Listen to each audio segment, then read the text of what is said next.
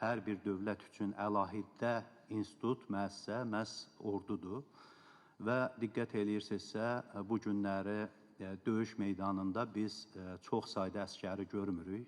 Kompüter arxasında oturan zəkaları görürük və kosmosda, səmada sayrışan raketləri görürük. Bu deməkdir ki, artıq müasir dövrdə ordunun əsas bazası savadlı insanlardan, yetkin mütəxəssislərdən ibarət olmalıdır. Və bunun üçün də ölkədə həm təhsil sistemi, həm universitet mexanizmi o dərəcədə güclü olmalıdır ki, biz ordumuz üçün də keyfiyyətli və hazırlıqlı mütəxəssislər hazırlaya bilək. Amma bu günləri təəssüf ki, bizdə ən çox müzakirə olunan yasda ehsan verək, verməyək, məktəbə uşaqları daşımaq üçün avtomobil olacaq, olmayacaq, xüsusilə də dövlət məktəblərinə, peşə məktəbinə hələ də insanların cəlb olunmasını stimullaşdıra bilmirik.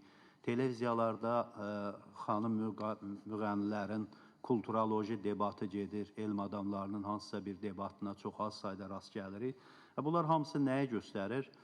Biz dünyanın məşğul olduğu məsələlərdən bir qədər geridə qalmaqdayıq və bunu biz mütləq ortadan qaldırmalıyıq. Burada qeyd olundu universitetlərimiz barədə. Sevinirik ki, bəzi universitetlərimiz tarixi məsuliyyəti dərk eləyərək özlərini inkişaf elətdirirlər, amma bəzən bu sahədə elə ətalət içində qalan universitetlərimiz də var. Franklin Roosevelt deyirdi ki, biz müharibəni qazandıq 45-ci ildə, amma əsas hədəfimiz qələbəni qazanmaq olmalıdır. Bugün qələbə orada qazanılacaq ki, kim informasiya, kommunikasiya texnologiyasında irəli olacaqdır, kim bu problemləri həll edə biləcəkdir.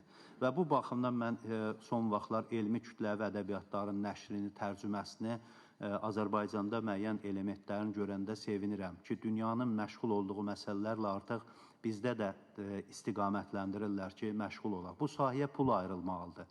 Bu sahədə yazı yazan, tərcümə edən insanlara vəsait ayrılmalıdır. Artıq bizi Ali Attestasiya Komissiyasında müdafiə edənlərin 90% ancaq filologiyadan, humanitar fəndən eləyir. Təbiət elmlərindən cüzi sayda müdafiə var. Bu deməkdir ki, bu məsələlərdə tarixi çağırışları, zaman çağırışlarını hələ eşitməyə hazır deyilik.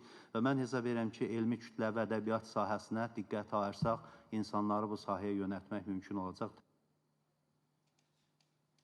Sağ olun.